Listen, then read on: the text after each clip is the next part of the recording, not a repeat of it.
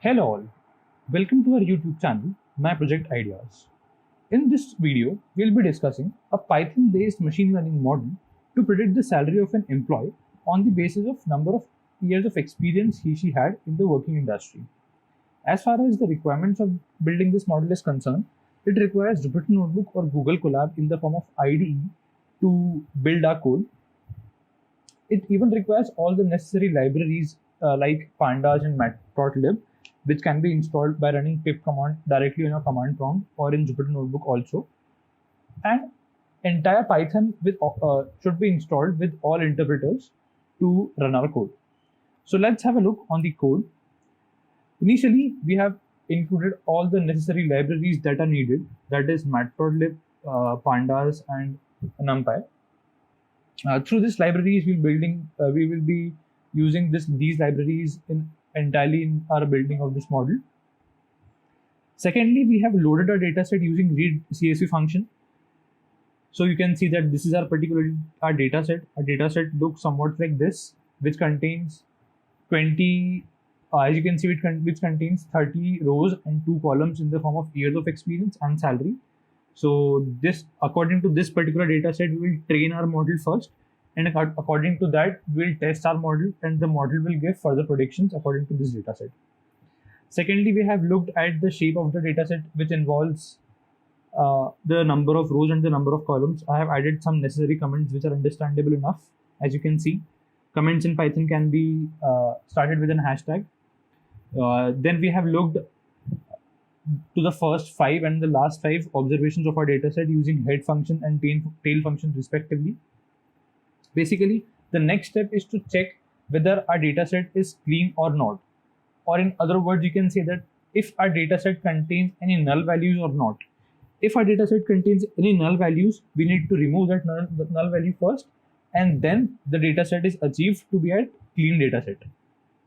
So as you can see, if that df.isAny function, isAny means is null function, gives false values in each and every cell, then our dataset is said to be clean. That is, there is no null value present in our dataset.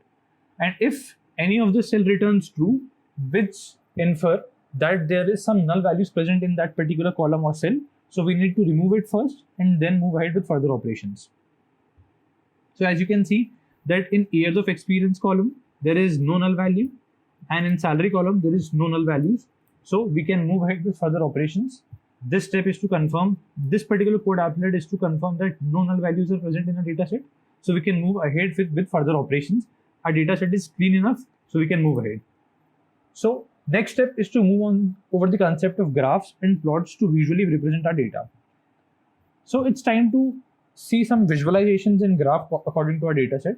So this particular code applet with comments, I have write this code in this particular cell with all the necessary comments, which is understandable enough. As you can see that this particular code applet gives the output in the form of somewhat like this, through which we can infer that there is years of experience in x-axis and salary on y-axis, which depicts that there is a linear relationship between year of experience and salary.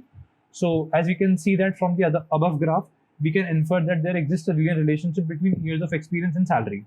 That means as year of experience increases, salary also increases, and with year of experience decreases, salary also decreases. There's a linear relationship between salary and year of experience, which infer that if years of experience increases, salary also increases. If year of experience decreases, salary also decreases. As you can see that the data points with higher years of experience contain map with the data points with higher salary. So it totally concludes that there is a linear relationship between two variables.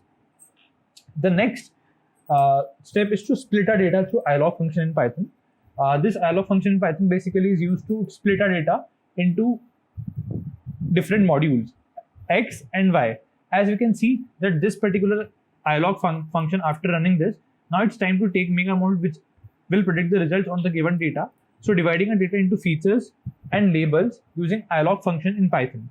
So basically, this particular code applet will store an array data structure. Array data structure is used here to store the values of years of experience, basically.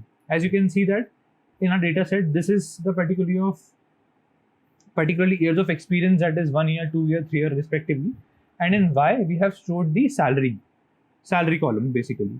So as you can see that in X, we have X is an array which store the years of experience values in the form of array elements, and Y here store according to this code applet here stores the salary accordingly with the years of experience.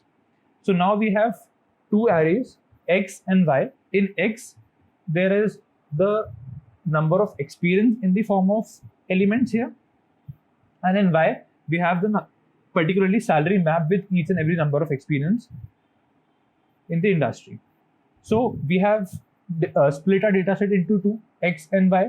Now it's time to train our dataset. Means it's time to put our model into the train test split phase. So through sklearn.model selection, we have imported train test split module. According to that, we are training our dataset with a test size of 0.2, which means that we are only using 20% of our data to train our model.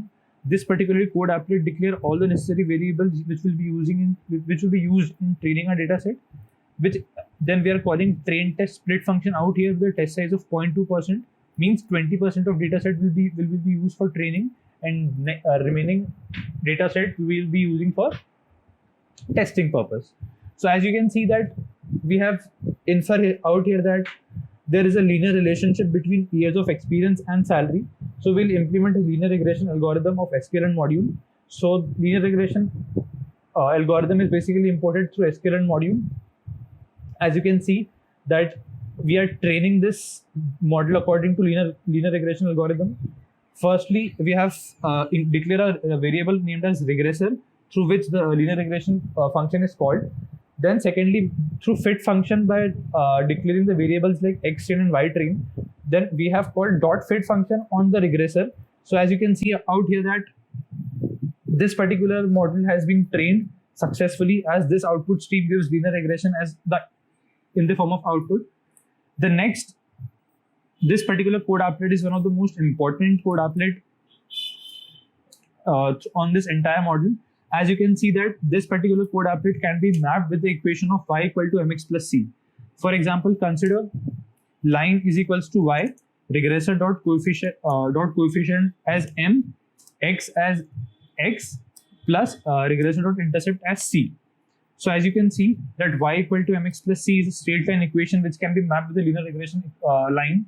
And as you can see the output stream, there is a best fit line fitted on this model, which depicts that there is a linear relationship between the salary and number of years of experience, which tells us that if salary increases, number of years of experience increases. If salary decreases, number of years of experience decreases. Accordingly, the best fit line is plotted in our plot, which shows that there is a linear relationship between salary and number of years of experience. So as we have concluded that this particular features, that is years of experience and salary, there's a linear relationship between the two. So we have fitted the best fit line out here.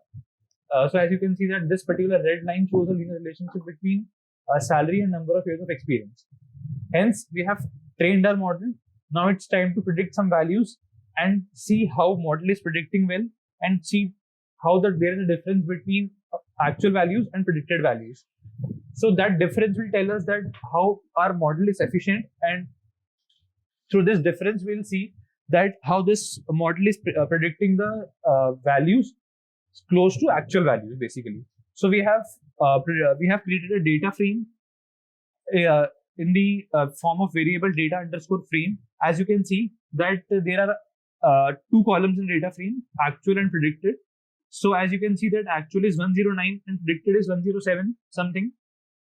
Sorry, actual is 109,431 and predicted is 107799. So as you can see, there is no such difference between the two.